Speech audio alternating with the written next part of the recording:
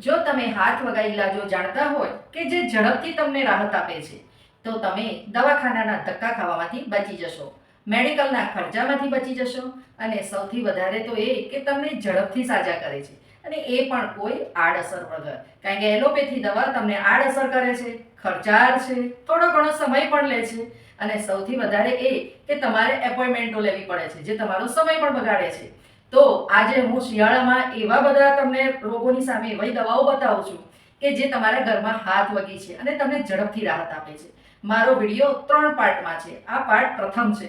તો પાર્ટ પ્રથમમાં શિયાળામાં લગભગ બધાને શરદી સળેખમ તો રહેતો જ હોય છે, પરંતુ જેને સાઇનસ કહેવામાં આવે છે કે માથું ખૂબ દુખે છે અને માથું દુખવાની સાથે એના આખા દિવસો એટલે કે શિયાળો આખો નકામો જાય છે અને શિયાળો આવે તો એને નિસાસો પડે છે.